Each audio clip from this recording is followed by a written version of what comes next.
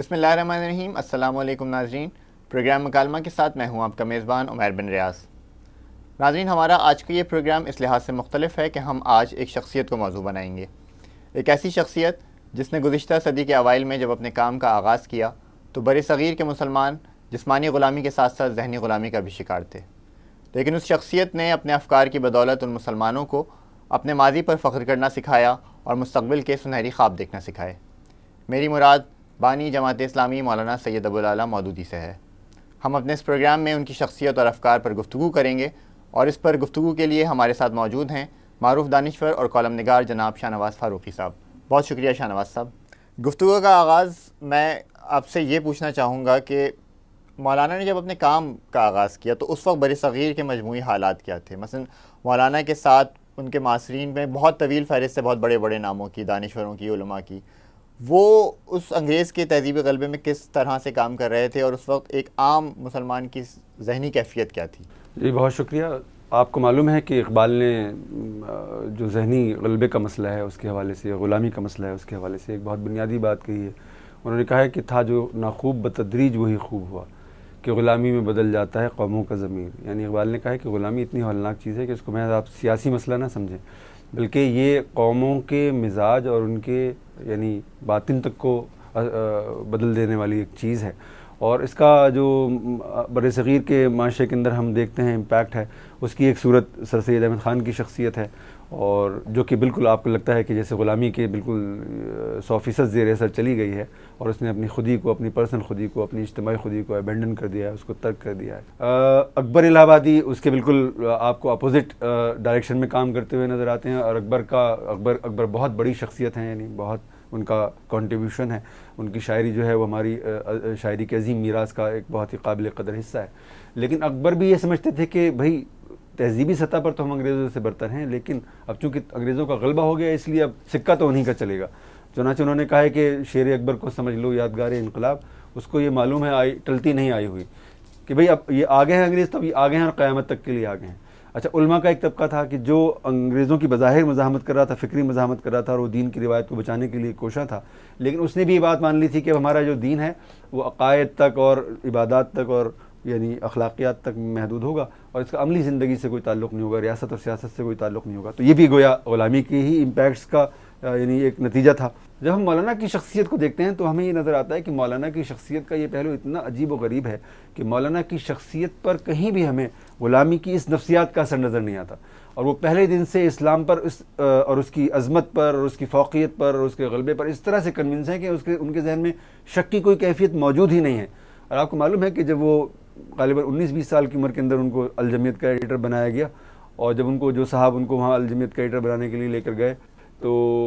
और उन्होंने उनके मनाक़िब बयान किए कि साहब इनकी ये अहलियत है और ये सलाहियत है और ये इनका इल्म है और ये उनका फ़ज़ल है, तो जो साहब उनको अपॉइंट करने वाले थे वो इससे मुतासिर हुए बहुत। लेकिन उन्होंने मौलाना के क़याम में ग़ालिबन ये बात कही कि भाई इनकी दाढ़ी तो है नहीं। तो उन्होंने जो जवाब दिया मौलाना के बारे में, उन्होंने कहा कि इनके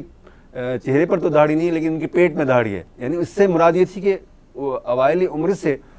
इस्लाम जो है वो गोया उनकी रगोपै के अंदर सराहियत किए हुआ था। और ये जो सिलसिला है ये कंसोलिडेट होता चला गया, आगे बढ़ता चला गया और मौलाना की शख्सियत के अंदर ये आस्पेक्ट नुमायाँ होता चला गया। ये कैसे हुआ? हम जिस दौर की बात कर रहे हैं उस वक्त बहुत बड़े बड़े उलमा भी इस ग़लबे से, तहज़ीबी ग़लबे से बच नहीं सके, अपनी फ़िक्र को बचा नहीं सके। तो मौलाना किस तरह से बिल्कुल मरूबियत की नफ्सियात से बाहर निकले और उन्होंने इस्लाम को जिस तरह से पेश किया उसकी मिसाल बरसग़ीर की उस 100 साल तारीख़ में, तो ग़ुलामी की 100 साल तारीख़ में तो नहीं मिलती थी। जी बिल्कुल। आर्नल्ड टॉइनबी ने इस हवाले से एक बहुत दिलचस्प बात कही है। उन्होंने कहा है कि इंसान की चैलेंज के साथ ताल्लुक़ की दो सूरतें हो सकती हैं। नंबर एक ये कि आप चैलेंज को बोझ बना लें और उसको अपने सर पर टोकरे की तरह लेकर फिरें,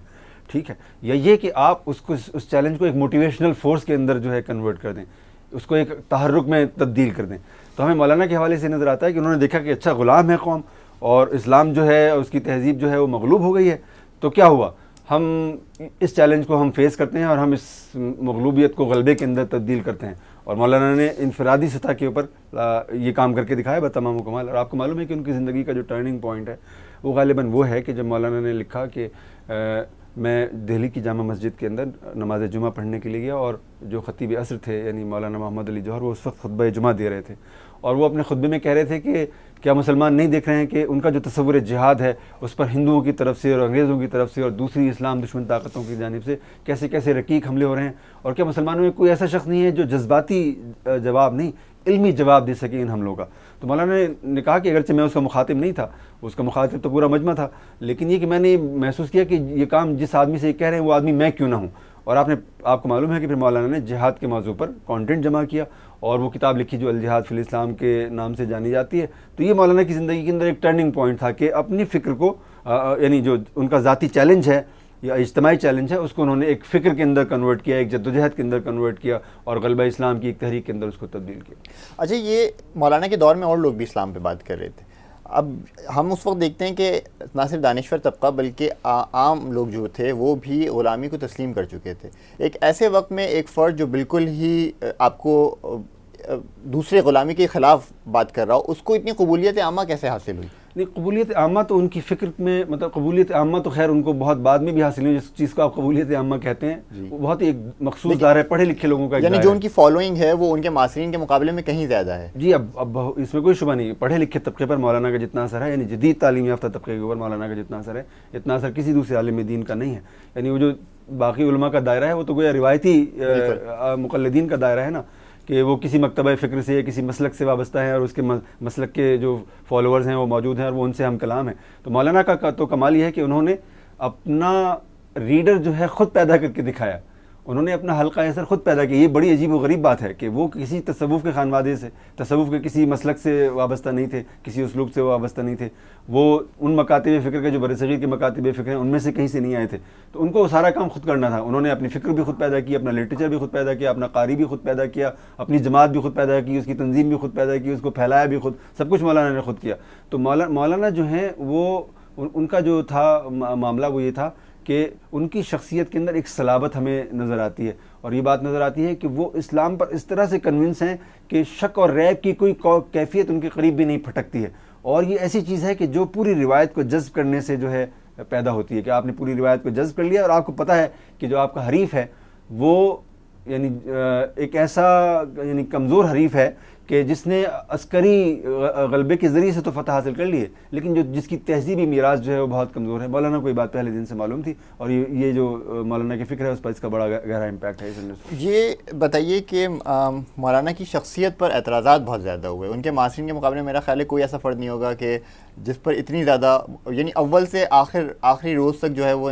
उसके एतराज़ात की ज़द में रहे, लेकिन उन्होंने कभी इसका जवाब नहीं दिया। जी, मौलाना इस दर्जा सब्र और तहम्मुल कैसे, यानी जी बिल्कुल, ये बहुत गैर मामूली एस्पेक्ट है मौलाना का कि, और आपने ये बात बिल्कुल दुरुस्त कही कि मौलाना पर एतराज़ात हुए और एतराज़ात जो है यानी कोई भी मकतबा फ़िक्र ऐसा नहीं जिसकी तरफ से एतराज़ात ना हुए।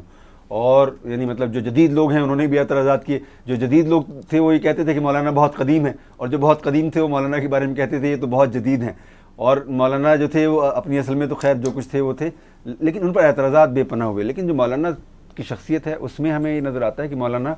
जैसे रसूल अकरम सल्लल्लाहु अलैहि वसल्लम की उसवा हसना को जज्ब किए बैठे हुए हैं। यानी उनकी जो शख्सियत है वो रसूल अकरम सल्लल्लाहु अलैहि वसल्लम की सीरत तैयबा का एक अक्स है, और उसके अंदर सब्र की और तहम्मुल की और बर्दाश्त की एक ऐसी ज़बरदस्त सलाहियत है कि जो उनके मासीन में किसी के यहाँ आपको नज़र नहीं आती है। और मौलाना जो है उन्होंने जहाँ तनकीद हुई है ज़ाती बुनियादों के ऊपर, उसको मौलाना ने कभी भी आंसर नहीं किया, ना उस पर रिएक्ट किया, ना उसका कोई उन्होंने जवाब दिया। अलबत्ता अगर कहीं ऐसी कोई तनकीद हुई है उनके ऊपर कि जिसका कोई इल्मी जवाब मुमकिन था, वो मौलाना ने दिया है, फिर मौलाना उसके बाद खामोश हो गए। आपको मालूम है कि जो मौलाना वहीदुद्दीन साहब हैं उनकी किताब ताबीर की गलती मौलाना की फ़िक्र के हवाले से लिखी गई किताब है, और वहीदुद्दीन साहब किसी ज़माने में जमात इस्लामी से वाबस्ता थे और उसी ज़माने में उन्होंने मौलाना की फ़िक्र पर बहुत असासी यानी हमले किए और मौलाना से ख़तों के ज़रिए से उन्होंने एक सिलसिला कलाम जो था वो पैदा किया। और मौलाना ने कहा कि भाई एक दो ख़तों का तो उन्होंने जवाब नहीं दिया, लेकिन जब तीसरा चौथा ख़त आया तो उन्होंने उनका जवाब दिया। और फिर पाँचवें ख़त के जवाब में उन्होंने कहा कि आप यानी मैं बहस नहीं करना चाहता, मैं जो सवाल आपने उठाए मैंने उनका जवाब दे दिया, और इससे आप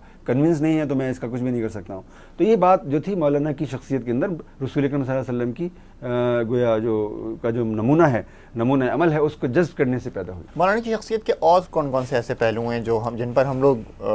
उनके क़ारीन ज़्यादा तवज्जो नहीं दे पाते या वो उनकी नज़र से पोशीदा रहते हैं, जिन्हें हमें ख़ास तौर पर देखना चाहिए? जी, बहुत ज़्यादा देखने की ज़रूरत है इस बात की कि मौलाना जो है यानी अपने कंटेम्प्रेरीज़ के अंदर यानी उनके कंटेम्परेरीज में बहुत बड़े बड़े लोग हैं, फ़िक्री एतबार से, अमली एतबार से बहुत बड़े बड़े लोग हैं, लेकिन उन सब की शख्सियत में हमें ये पहलू नज़र आता है कि जैसे अगर कभी कोई चैलेंज आता है, कोई दबाव आता है, तो कहीं कोई डर जाता है, कहीं कोई दुबक जाता है, कहीं कोई पिचक जाता है, कहीं कोई अपना मौक़िफ़ तब्दील करता हुआ नज़र आता है, कहीं कोई खामोश हो जाता है, कहीं कोई जो है वो एक सिलसिला जनबानी पैदा करता हुआ हमें नज़र आता है। लेकिन मौलाना की शख्सियत में हमें यह आस्पेक्ट नज़र आता है कि मौलाना को जब इस बात पर शरह सदर हासिल हो गया कि वो हक़ पर खड़े हुए हैं, तो फिर वो किसी तरह का चैलेंज आया उन्होंने कभी भी उससे जो है खौफज़दा होने का मुज़ाहरा नहीं किया। आपको मालूम है कि जमात इस्लामी के इज्तिमा के अंदर फायरिंग हुई और मौलाना से लोगों ने कहा कि आप बैठ जाइए क्योंकि फायरिंग हो रही है, बराह रास्त फायरिंग हो रही है। और मौलाना का वो तारीख़ी जुमला कोट होता है कि उन्होंने कहा कि अगर मैं बैठ गया तो फिर खड़ा कौन रहेगा। और फिर एक मरहला वो आया कि जब मौलाना मौदूदी को यानी गोया ख़त्म नबूवत के सिलसिले में गैर मामूली कारनामा अंजाम देने की पादाश में सज़ाए मौत दी गई और उनसे कहा गया कि अगर आप यानी माज़रत कर लें तो आपकी जो सज़ाए मौत है वो ख़त्म की जा सकती है और आपको रिहा किया जा सकता है। और मौलाना ने उसका ये जवाब दिया कि यानी मैंने जब कोई गलत काम किया ही नहीं तो मैं किस बात के लिए माफ़ी मांगूँ। यानी एक ऐसे वक्त में जब मौत बिल्कुल आपके सामने खड़ी है और यकीनी है और आपको बचाने वाला बज़ाहिर कोई नज़र नहीं आ रहा है इस रूए ज़मीन के ऊपर, और आप ये कह रहे होंगे पूरे शरह सदर के साथ, कन्विक्शन के साथ कि जनाब मैंने जो बात कही है वो हक़ है और इस पर मैं किसी तरह की कॉम्प्रोमाइज़ के लिए तैयार नहीं हूँ। ये वही आदमी कह सकता है कि जिसको ये बात अच्छी तरह से मालूम हो कि वो एक सेल्फलेस आदमी है और वो अपनी ज़ात के लिए, अपनी जमात के लिए, अपनी पार्टी के लिए, अपनी तंजीम के लिए जद्दोजहद करने वाला आदमी नहीं है, और बल्कि वो हक़ की बालादस्ती के लिए जद्दोजहद करने वाला आदमी है। और उसने अपनी ज़ात को, अपनी शख्सियत को, अपनी पूरी ज़िंदगी को हक़ के लिए जो है वो वक्फ़ कर दिया है और वो पूरी ज़िंदगी पर उसके मुहित हो गया है और तारी हो गया है और हावी हो गया है। तो मौलाना एक ऐसे आदमी नज़र आते हैं और इसके नतीजे में उनके अंदर वो जुर्रत और वो बेबाकी पैदा हुई कि मौलाना जो थे वो किसी भी बातिल से टकराने में कभी भी हिचकिचाए नहीं है। और आमरीत मुल्क के अंदर आई है तो उसका भी उन्होंने मुकाबला किया है और जो उनको थ्रेट्स आई हैं उनका भी उन्होंने मुकाबला किया है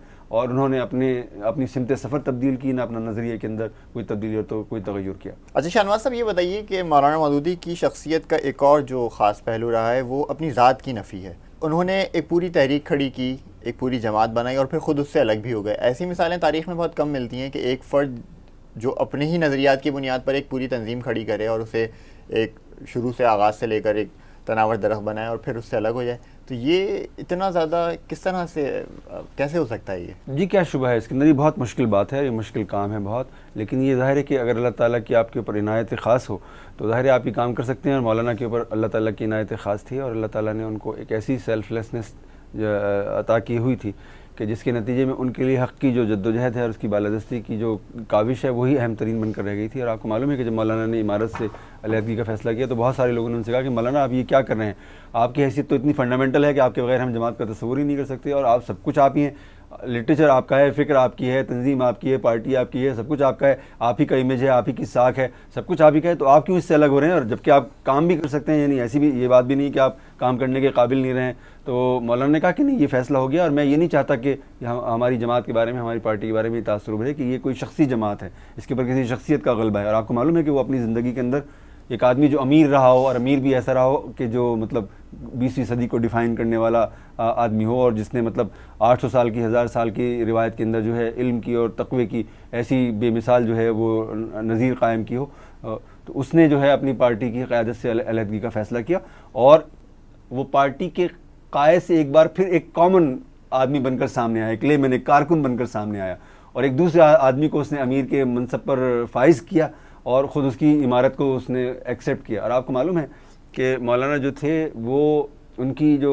वसीउल नज़री है या उनकी वसीउल क़ल्बी है, उसका ये आलम था कि ऐसे कई मरहले आए उनकी ज़िंदगी में कि जब मौलाना को जमात की पॉलिसी से इख्तलाफ हुआ या उन्होंने कहा कि जो आपने फ़ैसला किया ये ठीक नहीं है, मौलाना की बसीरत ये कहती थी कि फ़ैसला ठीक नहीं है, लेकिन चूँकि उनको पता था कि अभी फ़ैसला शूरा का फ़ैसला है इसलिए उन्होंने उसको अमन्ना, उसके आगे उन्होंने सर तस्लीम खम किया। ये इतनी बड़ी बात है कि यानी वरना तो वो अपनी अगर शख्सियत का परचम लेकर खड़े हो जाते तो मतलब जमात को शायद अपने डिसीजन को रिवर्स करना पड़ जाता। उनकी शख्सियत इतनी फंडामेंटल थी, इतनी बड़ी थी, लेकिन मौलाना ये बात समझते थे कि जो इज्तिमाई जद्दोजहद है उसका ये उसलूब नहीं है। जब इज्तिमाइयत कोई एक फ़ैसला कर लेती है तो ख़्वाब उससे इत्तफ़ाक़ करते हुए या ना करते हुए उसको फॉलो करना चाहिए। तो मौलाना ने अपनी ज़िंदगी के अंदर अमलन इसको बरत कर दिखाया और न सिर्फ ये कि जमात के लोगों के लिए एक मिसाल कायम की बल्कि पूरी उम्मत के लिए एक मिसाल कायम की कि किस तरह से एक आदमी जो है वो अपनी ज़ात को उसकी नफ़ी करता हुआ इस मंजिल तक आ गया कि उसने अपने ओहदे को और अपने मनसब को तर्क किया और अपनी पोजीशनिंग को उसने तब्दील किया और सिर्फ इल्म की बुनियाद पर उसने रहनुमाई का काम तो जारी रखा, लेकिन उसमें भी उसने कोई मरकज़ियत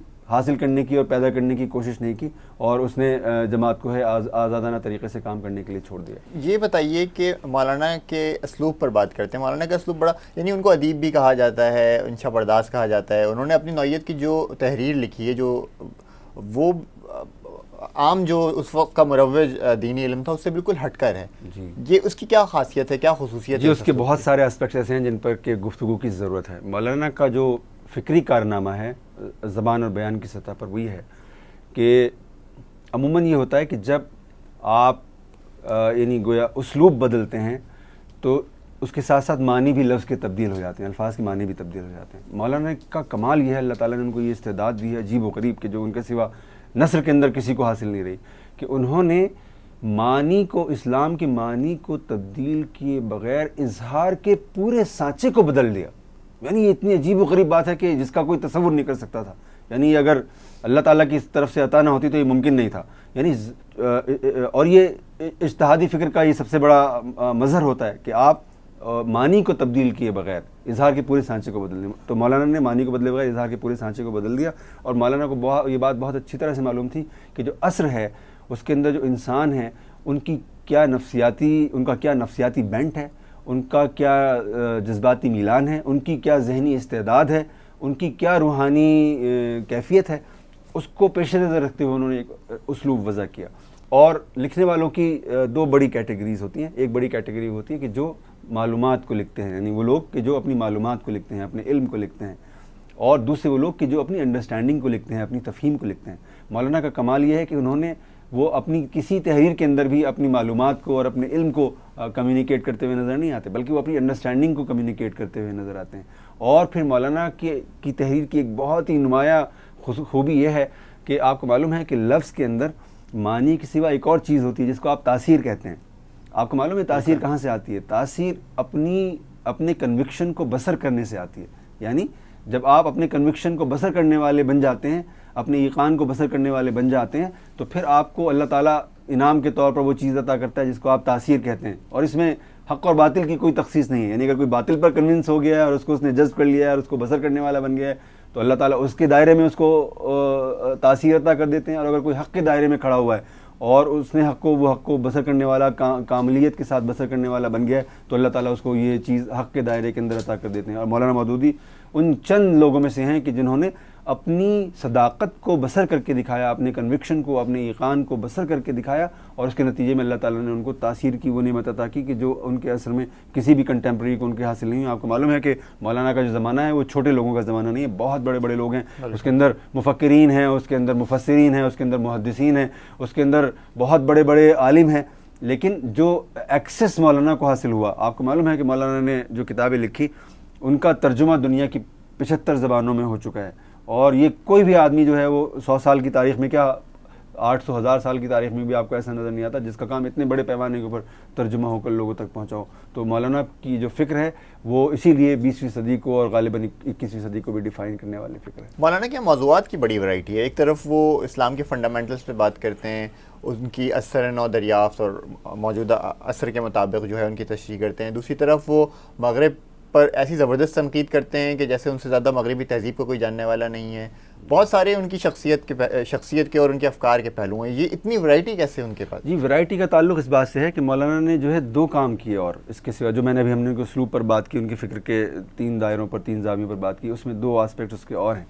मौलाना उन लोगों में से हैं कि यानी मौलाना के ज़माने में ऐसे लोग तो बहुत थे जो ये बता रहे थे कि इस्लाम क्या है, हक़ क्या है, ये तो बता रहे थे वो। लेकिन आपको पता है कि इस्लाम सिर्फ ये नहीं कहता कि ये बताओ कि हक़ क्या है, बल्कि ये कहता है कि तफ़हीम उस वक्त मुकम्मल होगी जब आप ये भी बताएंगे कि बातिल क्या है। यानी आपको मालूम है कि अंबिया और मुरसलीन की तारीख़ का ये पहलू है कि अंबिया और मुरसलीन ने एक जानिब ये बताया कि तौहीद क्या है, इलाह किसको कहते हैं और रब किसको कहते हैं और रहमान कौन है, ये बताया है। और फिर दूसरी तरफ उन्होंने बताया कि बातिल क्या है, शिर्क क्या है, कुफ्र क्या है। तो मौलाना ने ये बताया, एक तरफ तो ये बताया कि इस्लाम क्या है और उसकी क्या तफसील है, और उसको जो कंटेम्प्रेरी उसलूब है उसमें उन्होंने बयान किया। और दूसरी तरफ उन्होंने बताया कि जो हमारा असर है उसका तागूत कौन है। मसलन उन्होंने सोशलिज़म को तागूत करार दिया और उसकी उन्होंने तनकीद लिखी और बताया कि उसके अंदर क्या नक्स है, और उसके दो ज़ाविये उन्होंने बनाए। एक ये कि उन्होंने ये बताया कि ये अपनी फ़िक्र के अंदर किस तरह नाक़िस है और फिर ये इस्लामी नुक़्ता नज़र से किस तरह से नाक़िस है। इसी तरह उन्होंने सरमायादार निज़ाम को तागूत करार दिया और उसकी उन्होंने तनकीद लिखी और मुसलमानों को कहा कि इससे आपको बचना है। तो मौलाना जो थे ये समझते थे कि जो चैलेंजेस आ रहे हैं, यानी आपको मालूम है कि जो हमारा ज़माना है उसके अंदर ये बड़ा मसला पैदा हुआ कि जो मगरबी फ़िक्र का गलबा था उसने हमारी उस यानी गोया वाबस्तगी को जो इस्लाम के साथ और ज़िंदगी के मुख्तलिफ दायरों के साथ हमारी थी उसको कमज़ोर किया। और उसके नतीजे में ये ख्याल पैदा हुआ, यानी उलमा तक के अंदर ये ख्याल पैदा हुआ कि भाई ठीक है, इस्लाम जो है अकायद और इबादत का और अखलाकियात का मजमूआ तो है, लेकिन अब रियासत और सियासत से उसका कोई ताल्लुक़ नहीं है। मौलाना ने इस पूरे फ़िक्र को चैलेंज किया। और आप ये जो आप सुनते हैं इस दुनिया के अंदर हर कोई अब ये कहता हुआ नज़र आता है, पाकिस्तान के अंदर भी और पाकिस्तान से बाहर भी, कि इस्लाम एक मुकम्मल ज़ाब्ता हयात है। ये मौलाना का तस्वुर है, ये मौलाना की इस्तिलाह है, ये मौलाना का इजहारी सांचा है। ये इजहारी सांचा, ये इस्तिलाह, ये तस्वुर दुनिया में कहीं भी कोई भी शख्स इस्तेमाल करता हुआ अगर आपको नज़र आए तो खा उसको ये बात पता हो या ना पता हो, वो मौलाना के ज़ेर असर है। आपको मालूम है ये बात। तो मौलाना जो थे उन्होंने एक जानिब ये बताया कि हक़ क्या है और दूसरी जानिब ये बताया कि उन्होंने बातिल क्या है। और उन्होंने देखा कि बातिल जिस दायरे में हमें चैलेंज कर रहा है, अगर वही कह रहा है कि इस्लाम में सियासत का कोई तस्वुर नहीं, मौलाना ने इसका जवाब दिया। अगर वही कह रहा है कि इस्लाम के पास जो है मईशत का कोई तस्वुर नहीं, मौलाना ने इसको चैलेंज किया और उसका जवाब दिया। अगर वही कह रहा है कि साहब हमारे ज़माने के अंदर जो है वो गोया बर्थ कंट्रोल की ज़रूरत है, मौलाना ने इसको चैलेंज किया और इसका जवाब दिया। तो जितने भी चैलेंजेस उनको नज़र आए उसको उन्होंने आंसर किया और उसके नतीजे में उनकी फ़िक्र के अंदर वो तनव्वुर पैदा हुआ जिसकी आपने निशानदेही की। आपके ख्याल में मौलाना का सबसे बड़ा कारनामा, तहरीरी कारनामा, यानी आप उनकी किस तहरीर को करार देंगे कि जो तहरीरी कार मौलाना की तो हर चीज़ ही कारनामा है। मौलाना ने जो चीज़ भी लिखी वो आपको पता है कि वो उसने हयात जामिदा जो है वो हासिल कर ली और अल्लाह ताला ने उसके अंदर बरकत पैदा कर दी। लेकिन मौलाना ख़ुद ही बात कहते थे कि मौलाना से जब किसी ने पूछा कि आपकी कौन सी तहरीर जो है, कौन सी किताब जो है ज़िंदा रहने वाली है, तो मौलाना ने ख़ुद अपनी जिस किताब को पिन पॉइंट किया वो तफ़हीमुल कुरान है, यानी कुरान मजीद की तफसीर है। और शायद वो इसलिए भी है कि वो तफसीर जो है मौलाना मौदूदी के इल्म का निचोड़ है। यानी मौलाना ने और मुख्तलिफ दायरों में जो कुछ कहा है उसका जो सत्य है वो उस गोया किताब के अंदर, तफसीर के अंदर सिमट आया है और वो एक बहुत ही गैर मामूली किताब बन गई है। वैसे मैं समझता हूँ कि मौलाना की और बहुत सारी किताबें ऐसी हैं जो ज़िंदा रहने वाली हैं, और मतलब ये कि वो अभी तक मौलाना की फ़िक्र को जो है 70 साल तो हो गए हैं ना, तो मौलाना अभी तक उसी तरह से आपको रेलेवेंट महसूस होते हैं। उनकी तहरीरों का बेशतर हिस्सा, 80-90% हिस्सा आज भी आपको उसी तरह से रेलेवेंट महसूस होता है जैसा कि उनकी ज़िंदगी में रेलेवेंट महसूस होता था। और मौलाना चाहते ये थे कि उनकी फ़िक्र का जो ये तसलसल है, मौलाना ने कभी भी ये नहीं कहा और मौलाना ने कभी भी ये तासुर नहीं दिया कि वो हरफ़ आखिर लिखने वाले आदमी हैं। उन्होंने कहा मैं तो वो तो हमेशा ये कहते रहे कि मैं तो इस्लाम का अदना सिपाही हूँ और जो मुझसे बन पड़ा है वो मैं करूँगा और बाकी जो काम है वो मेरे बाद आने वाले लोग करेंगे। तो मौलाना ये समझते थे कि उनका लगाया हुआ पौधा ये तनावर दरख्त बनेगा और इस पर फल फूल आएंगे और ये जो है इसकी क़ुव्वत नमू बढ़ेगी और नया काम करने वाले उनकी तहरीक के अंदर पैदा होंगे। मौलाना के अफ़कार पे आपने कहा कि जो फ़र्द भी ये कहता है कि इस्लाम एक मुकम्मल ज़ाब्ता हयात है वो किसी न किसी दर्जे में उनके ज़ेर असर है। मैं चाहूँगा आप इसकी मज़ीद वज़ाहत करें कि उनके अफ़कार ने किस तरह से और कहाँ कहाँ क्या क्या असरात डाले हैं। जी, मतलब देखिए ना, हमारा जो ज़माना था उससे पहले मैंने आपसे कहा ना कि जो ग़ुलामी का इम्पैक्ट था वो इतना ज़बरदस्त था कि हम जैसे इज्तिमाई ज़िंदगी से विड्रॉ कर गए थे। पूरी जो उम्मत थी, यानी ये पाकिस्तान बर-ए-सग़ीर की मिल्लत इस्लामिया भी और ये पूरे आलम इस्लाम की कैफियत थी कि हमने कहा कि भाई ठीक है, अब इस्लाम जो है हमारी पर्सनल लाइफ तक महदूद होगा, कलेक्टिव लाइफ से इसका कोई ताल्लुक़ नहीं। मौलाना ने इस पूरे नोशन को चैलेंज किया। उन्होंने कहा नहीं, इस्लाम 1400 साल पहले भी एक मुकम्मल ज़ाब्ता हयात था और वो आज भी एक मुकम्मल ज़ाब्ता हयात है और वो ज़िंदगी के हर शोबे के अंदर हमें रहनुमाई फराहम करता है। ये अलग बात कि मुझसे वाकिफ़ ना हो। और मौलाना ने अपने ज़माने की मौज़ूआत के एतबार से इस्लाम के इस फ़िक्री पहलू को गोया फॉर्मुलेट किया और उसको मुख्तलिफ़ मौज़ूआत के अंदर तक़सीम किया और उन मौज़ूआत के अंदर तक़सीम करके उन्होंने अपनी इस फ़िक्र को हज़ारों लाखों करोड़ों लोगों तक कम्युनिकेट किया। और मौलाना ने ये बात बताई कि ये जो तस्वुर आपके जहन में आ गया है कि इस्लाम गोया मग़लूब कोई एक आइडियोलॉजी है और ये गोया मग़लूब ही रहेगा और मग़लूब ही रहने के लिए जैसे ऐसा लगता है कि ऐसा नहीं है। इस्लाम हक़ है और ये गालिब आने के लिए आया है। चुनांचे दुनिया में जहाँ कहीं कोई शख्स ये बात कहता है कि इस्लाम गालिब आने के लिए आया है तो आप समझ लें कि वो मौलाना मौदूदी की ज़बान बोल रहा है वो, क्योंकि ये बात कहने वाले सबसे पहले ये तो इकबाल थे। और इकबाल का पता है आपको मालूम कि इकबाल का जो कंट्रीब्यूशन है वो बहुत गैर मामूली है और इकबाल जो है वो बहुत ही इंपॉर्टेंट हमारी पर्सनालिटी है और इकबाल के बहुत कॉन्ट्रीब्यूशंस हैं, उनकी बहुत खिदमात हैं और उनके बहुत असरात हैं। लेकिन उनका जो मीडियम था वो शायरी था और शायरी में प्रॉब्लम ये होती है कि वो इजमाल में ऑपरेट करती है, जज्बे की बुनियाद पर ऑपरेट करती है। मौलाना ने क्या किया, यानी मौलाना का इकबाल से भी बहुत गहरा ताल्लुक़ है, ये एक तरह से ये कॉम्प्लीमेंट्री रिलेशनशिप है। मौलाना ने इकबाल के इजमाल को तफसील फराहम की, यानी जहाँ स्केची गुफ्तगू हुई है मौलाना ने उसकी तफसील बयान की उसको, यानी इकबाल के अगर 2 मिसरे हैं तो मौलाना ने उसको एक मजमून में ढाल दिया। अगर इकबाल की कोई नज़्म है तो मौलाना ने उस पर पूरी किताब लिख डाली गोया। और मौलाना ने इकबाल के जज्बे को दलील मुहैया की और यानी उसके दायरे को बहुत फैला दिया। और उसको वो यानी गोया जो जिसको आप कहते हैं सनद अता की कि कुरान से और सुन्नत से, यानी इकबाल की शायरी कुरान और सुन्नत में रूटेड है, लेकिन वो उस तरह में ज़ाहिर शायरी में उस तरह हवाले तो नहीं आ सकते। तो मौलाना ने वो हवाले फराहम किए कि आप जो समझ रहे हैं कि मैं ये बात कह रहा हूँ तो ये बेहवाला नहीं है, इसकी सनद, इसका हवाला कुरान में और हदीस के अंदर मौजूद है। तो मौलाना ने गलबा इस्लाम के इस तसव्वुर को पूरी उम्मत के अंदर इसको उम्मत गिर बना दिया। और आज आप जो पूरी उम्मत मुस्लिमा के अंदर बेदारी की लहर देख रहे हैं, मौलाना का इसमें बहुत ही फंडामेंटल कंट्रीब्यूशन है। और ये बात मैं इसलिए कह रहा हूँ कि मौलाना की जो फ़िक्र है वो आलम अरब के तमाम मंतकों तक मुंतकिल हुई, यानी उनकी फ़िक्र का बड़ा हिस्सा अरबी में मुंतकिल हो चुका, फ़ारसी के अंदर उनकी बहुत सारी किताबें तर्जुमा हो गई हैं, और जो दूसरी ज़बानें भी हैं आलम इस्लाम की उसके अंदर वो मौलाना ट्रांसलेट हो गए। बड़े सगीर की तो मेजर ज़बानों के अंदर मौलाना ट्रांसलेट हो गए हैं, हिंदुस्तान के अंदर, पाकिस्तान के अंदर, बांग्लादेश के अंदर। तो मौलाना का जो इम्पैक्ट है वो गैर मामूली इस एतबार से बन गया कि वो गलबा इस्लाम के सबसे बड़े तर्जुमान बनकर सामने आए, और उन्होंने इस्लाम की जो कलेक्टिविटी का तस्वुर है, उसकी इज्तमाइयत का तस्वुर है, उसके ज़िंदगी के हर पहलू से मुताल्लिक़ होने का तस्वुर है, उसको उन्होंने जनरलाइज़ कर दिया। शाहनवाज साहब, ऐसे मुफक्किरीन बहुत कम हैं कि जिन्होंने अपनी फ़िक्र को बसर करके दिखाया हो, जिन्होंने अपनी फ़िक्र की बुनियाद पर जो नज़रियात उन्होंने पेश किए उनकी बुनियाद पर एक पूरी तहरीक खड़ी कर दी हो और लाखों लोगों को उसके लिए मुतहरिक कर दिया हो। मौलाना इस लिहाज से भी हमें मुमताज़ नज़र आते हैं, इस बारे में आप क्या कहेंगे? जी क्यों नहीं, इसकी मिसालें अगरचे हमारी यानी गोया हमारी तारीख़ के अंदर मौजूद हैं। जैसे मसलन इब्न तैमिया हैं, तो एक जानिब वो मुफक्किर हैं और दूसरी जानिब वो अमलन जिहाद करने वाले आदमी हैं। जैसे मिसाल के तौर पर शाह वलीउल्लाह है हमारी, तो एक तरफ शाह वलीउल्लाह जो है वो मुफक्किर हैं और मुजद्दिद हैं, और दूसरी तरफ जो अमली पॉलिटिक्स है उसके अंदर भी वो हिस्सा ले रहे हैं गोया, और बता रहे हैं कि इस वक्त मुसलमानों की हालत है, और वो अगर उनको कहीं से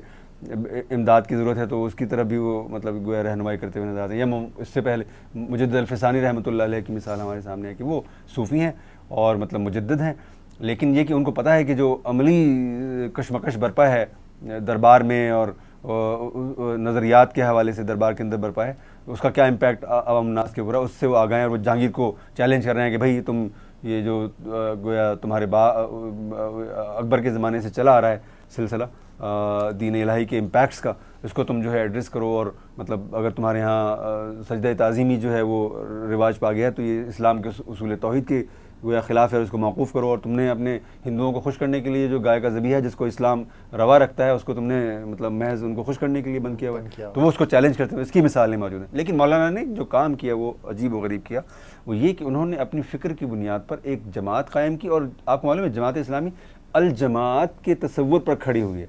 यानी ऐसी जमात की जो मतलब हमारे असर के अंदर रसूल अकरम सल्लल्लाहु अलैहि वसल्लम की खड़ी की हुई जमात का गोया एक अक्स नज़र आती हो, उस तसव्वुर पर खड़ी हुई है कि सालिहीन का एक ऐसा गुरु जो ख़ुद इस्लाम को बसर करने वाला हो और उसके अमली निफाज के लिए जद्दोजहद करने वाला हो। और यही सबब है कि मौलाना का जो इम्पैक्ट है तारीख़ के ऊपर, यानी मौलाना के इल्म के हवाले से हम बात कर सकते हैं कि वो गज़ाली से अगर हम उनको कंपेयर करें तो गज़ाली का इल्म जो है मौलाना के इल्म से बहुत ज़्यादा बड़ा नज़र आता है, लेकिन मौलाना की शख्सियत बहुत ज़्यादा मल्टी डायमेंशनल है। और उस मल्टी डायमेंशनलिटी का एक पहलू जो है वो ये है कि उन्होंने अमली जद्दोजहद की, और यही सबब है कि आप देख रहे हैं कि मौलाना की जो शख्सियत एक तरफ उसके असरात आलमगीर हैं, और अगर आप ख़ुद जनूबी एशिया को अगर आप फोकस करें तो आपको ये नज़र आता है कि मौलाना की जो अमली जद्दोजहद है उसने बरसगीर के 55 करोड़ मुसलमानों की डेस्टिनी को, उनकी तकदीर को डिफ़ाइन करने वाली जद्दोजहद की सूरत इख्तियार कर ली है। यानी जमात इस्लामी सिर्फ पाकिस्तान में नहीं काम कर रही है, बल्कि वो हिंदुस्तान में भी काम कर रही है, बांग्लादेश में भी काम कर रही है, वो श्रीलंका में भी काम कर रही है। उसका कहीं ना कहीं कोई इम्पैक्ट मालदीव के अंदर भी होगा, उसके साथ कुछ ना कुछ आपको जो है अफगानिस्तान के अंदर भी नज़र आते हैं। तो पूरा जनूबी एशिया जो है वो गोया मौलाना मौदूदी की बर्पा की हुई तहरीक के ज़ेर असर है। और इसमें जो इस तहरीक का जो बहुत ही अहम आस्पेक्ट है वो ये है कि ये तहरीक आपको किसी फ़िरक़े की तरफ नहीं बुलाती, किसी मसलक की तरफ नहीं बुलाती, किसी मकतब फ़िक्र की तरफ नहीं बुलाती, किसी शख्सियत की तरफ नहीं बुलाती। यह आपको अल्लाह की तरफ बुलाती है, उसके नबी की उसवा हसना की तरफ बुलाती है, सीरत तैयबा सल्लल्लाहु अलैहि वसल्लम की तरफ बुलाती है, यह आपको मुसलमानों की तहज़ीब की तरफ बुलाती है, उसकी तारीख़ की तरफ बुलाती है। और ये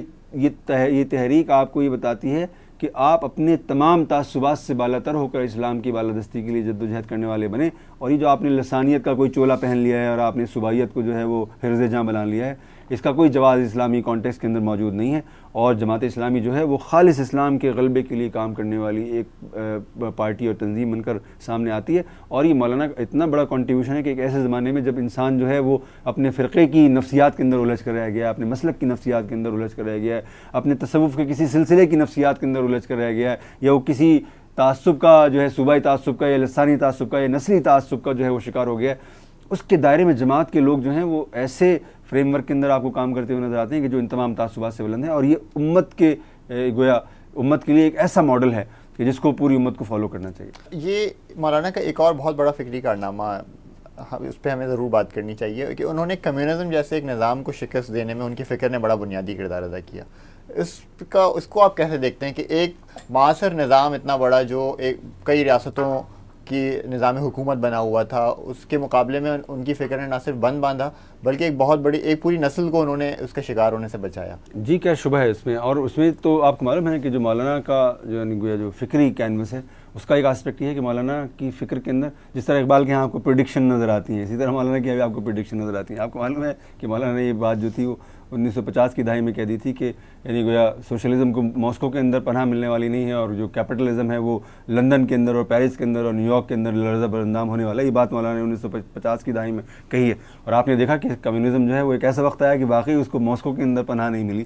और मौलाना की जो पेशन गोई थी वो साबित हुई, दुरुस्त साबित हुई। और आपने कैपिटलिज़म का जो बहरान है वो भी आप मुलाहजा फरमा रहे हैं और आपको ये बिल्कुल लग रहा है कि अगर ये प्रोसेस आगे बढ़ेगा और ये डेफिनेटली आगे बढ़ेगा तो कैपिटलिस्ट ऑर्डर जो है वो उसी तरह से क्रम्बल करेगा जिस तरह से कि मौलाना ने उसकी पेशन गोई की है। और मौलाना ने जो बात, मौलाना की शख्सियत का जो आस्पेक्ट है वो ये है कि मौलाना ने इस बातिल निज़ाम की जो मुबादियात हैं उनको समझा और उनको कम्युनिकेट किया और उसको इतनी आसान ज़बान के अंदर कम्युनिकेट किया कि जो यानी मिडिल क्लास का एक बहुत बड़ा तबका था नौजवानों का, उसको लगा कि ये तो गोया ऐसा काम है कि ज़िंदगी की पूरी कीमत के ऊपर भी इसको करना चाहिए, यानी अगर इसमें ज़िंदगी खप जाए तो इसके अंदर कोई इसके मुज़ायक़े की बात नहीं है। और आपने देखा कि इस्लामी जमीयत तलबा ने पाकिस्तान के तालीमी इदारों के अंदर एक बहुत तवील जद्दोजहद की और जो बाएं बाजू का पूरा होल्ड था उन इदारों के ऊपर उसको तोड़ा और वहाँ पर जहाँ पर कि इस्लाम पर फ़ख्र करना तो दूर की बात है, उस पर शर्मिंदा होना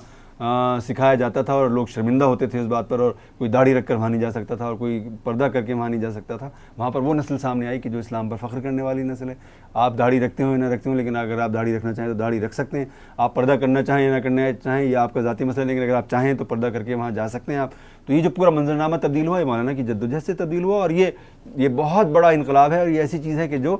जिसके हवाले से जमात इस्लामी जो है वो पूरी मतलब उम्मत की और बिलखुसूस जो बरसग़ीर की मिल्लत इस्लामिया है उसकी मोहसिन जमात बनकर सामने आती है। अच्छा, वेस्ट में कई ऐसी किताबें भी छपी हैं, कई मुफक्किरीन ने इस पे काम किया, जो वो लोग ये कहते हैं, एक पूरा मकतबा फ़िक्र है इस ख्याल का हमें कि मुस्लिम उम्मत में जिहाद के तसव्वुर को असर नौ ज़िंदा करने का जो क्रेडिट जाता है या गुनाह जिनके सर है वो या तो मौलाना मौदूदी हैं या इख़वान के बानी हसनुल बन्ना और सैयद कुतुब। ये क्या वाकई ये दुरुस्त है कि ये तस्वुर हमारे यहाँ से ख़त्म हो चुका था और फिर इसको असर नौ? जी, इसमें तो कोई शुबा नहीं है कि जो जिहाद था उसके बारे में ये तस्वुर था कि जिहाद तो गोया तब वो दुरुस्त तस्वुर है, यानी मुसलमान ही मानते थे कि हक़ है, मगर ये उनको लगता था ये प्रैक्टिस थोड़ी हो सकता है कभी भी। लेकिन मौलाना ने उसको इतनी क़ुव्वत के साथ बयान किया है। अल जिहाद फिल इस्लाम जब आप पढ़ते हैं तो उसमें जिहाद का तस्वुर यानी उन्होंने मवाजना किया कि जंग क्या है और जिहाद क्या है और मुख्तलिफ़ कौमों के अंदर जो जंग के तस्वुरात हैं वो क्या हैं और इस्लाम के अंदर क्या हैं। और उन्होंने उस जिहाद की जस्टिफिकेशन है वो मेटाफिज़िकल बुनियादों पर प्रोवाइड की है कि ये जिहाद जो है कोई पर्सनल कॉज थोड़ी है, ये तो अल्लाह का कॉज है, ये उसके कलमे को गालिब करने की जद्दोजहद है। और ये जो हम जान दे रहे हैं इसके लिए और जान ले रहे हैं तो ये हम अपने किसी कॉज के लिए, अपनी किसी नस्ली और एक कौमी तफाखुर के लिए थोड़ी ले रहे हैं, बल्कि हम अल्लाह की किबरियाई के ऐलान और उसके गलबे के लिए हम ये काम कर रहे हैं। तो मौलाना ने उसको इतनी शिद्दत से बयान किया कि वो किताब बहुत ज़्यादा पढ़ी जाने वाली किताबों में से एक है और बिलाशुबा मौलाना ने जिहाद के तस्वुर को ज़िंदा किया असर हाजिर के अंदर और इस सिलसिले में मौलाना का कॉन्ट्रीब्यूशन बहुत ज़्यादा है। अच्छा, मौलाना की फ़िक्र का सिलसिला क्या आप नहीं समझते कि अब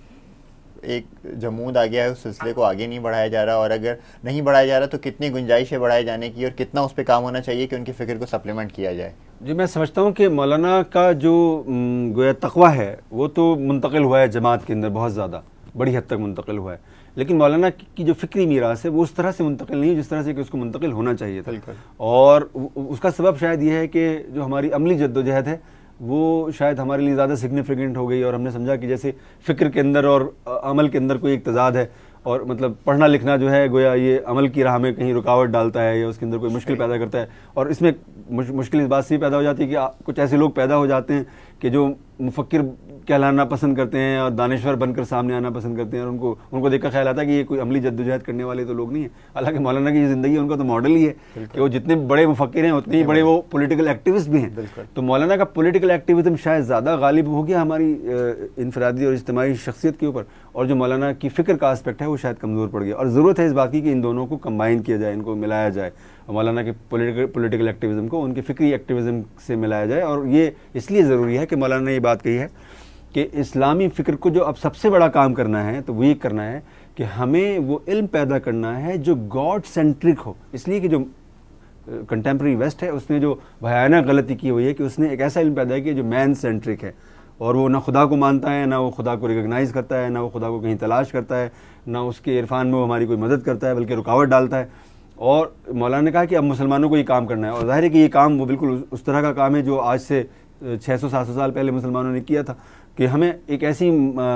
ऐसा इल्म सियासत पैदा करना है कि जिसकी जड़ें जो हैं वो इस्लाम के उसूल तौहीद के अंदर पेवस्त हों। हमें एक ऐसी नफ्सियात, एक ऐसी इमरानियात, एक ऐसी माशियात पैदा करनी है जिसकी जड़ें जो हैं उसूल तौहीद के अंदर पेवस्त हों। और मौलाना ने अपनी सतह पर, अपनी मतलब शख्सी सतह पर ये काम बतमाम कमाल करके दिखाया। और मौलाना ये समझते थे कि चूँकि उनका ये काम इतना इंपॉर्टेंट है, और इम्पॉर्टेंट से मुराद कि इतना मतलब ये कंटेम्प्रेरी एतबार तनाजुर में इतना नागुज़ीर है कि इसके खोशाचीन इंशाअल्लाह उनकी जमात के अंदर ज़रूर पैदा होंगे। लेकिन शायद मौलाना की ये आरज़ू उस तरह से पूरी नहीं हो सकी कि जिस तरह से कि उसको पूरा होना चाहिए था, और ये ऐसी चीज़ है कि जिस पर हमारी तहरीक को फोकस करना चाहिए। आखिरी सवाल मैं आपसे करूँगा कि अगर हम सारी गुफ्तगू का खुलासा चंद अल्फाज में बयान करना चाहें तो आप किस तरह से मौलाना की शख्सियत और अफकार का खुलासा बयान करें? मौलाना की फ़िक्र को अगर आप एक जुमले के अंदर बयान करना चाहें तो वो सिर्फ़ और सिर्फ ये है कि हमें अल्लाह ताला की किबरियाई का ऐलान अपनी इनफरादी, इज्तिमाई, कौमी और बैनुल-अक़वामी ज़िंदगी में करना है, और अल्लाह ताला की किबरियाई को अमलन नाफिज करके दिखाना है। और मौलाना की शख्सियत का जो सबसे बड़ा आस्पेक्ट है वो ये है कि अल्लाह ताला से मौलाना का ताल्लुक़ ऐसा है कि मौलाना के यहाँ खुदा कोई कॉन्सेप्ट नहीं है बल्कि वो एक फ़ंक्शनल रियलिटी है। यानी मौलाना की फ़िक्र को और शख्सियत को देखकर ख्याल आता है कि ये एक ऐसा आदमी है, और ये एक ऐसे आदमी की फ़िक्र है कि जो हर लम्हे खुदा के साथ ताल्लुक़ को ज़िंदगी की हर सतह पर महसूस करता है। यानी खुदा उनकी ज़िंदगी में एक फ़ंक्शनल रियलिटी है। तो ये मौलाना की फ़िक्र और शख्सियत का वो है खुलासा है। बहुत शुक्रिया शाहनवाज साहब। नाज़रीन, हमने आज के इस प्रोग्राम में बानी जमात इस्लामी मौलाना सैयद अबुल आला मौदूदी की शख्सियत और अफकार पर गुफ्तगू की। उम्मीद है आपको हमारा ये प्रोग्राम पसंद आया होगा। इजाज़त दीजिए, अल्लाह हाफ़िज़।